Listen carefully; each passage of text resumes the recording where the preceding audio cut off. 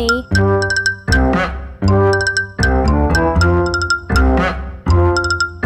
Hi mga ka-squid, mayong buntag. So magbisaya lang ta mga ka-squid no, kay ay no daghan kayo pod ang nagatan-aw og YouTube videos kabang nga Bisaya. So kabalo ko nga daghan po yung makasabot og Bisaya. So namo ginungutan ng mga ka-squid kung pwede ba daw i-post ang mga TikTok videos sa to sa Facebook. Plus pwede kaayo siya mga ka-squid.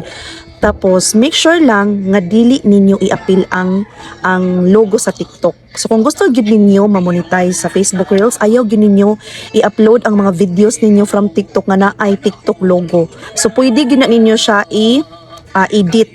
Kay ako lang po sa akong part mga ka-squid, mao gini akong ginagamit. So nagasayaw ko or naga lip-sync ko gamit sa TikTok. Then ang akong ginabuhat para ang akong videos from TikTok ma-post na ako sa akong Facebook Reels, ako siyang gi-save videos. So ako siyang gi-save videos, wala na ko siya gi-direct og share pa dong sa ako ang Facebook Reels. So ang akong gibuhat, gi-save videos nako, din gi-edit nako gamit ang CapCut kung naa siya editonon, din adto na nako i-post dayon sa Facebook Reels. So wala na siya logo sa TikTok. So mao na siya ang akong i-advise ninyo mga ka-squid no, kay naaman kung naa lang kay plano or na kay goal nga ma-monetize sa Facebook Reels, kana lang gid ang inyong buhaton.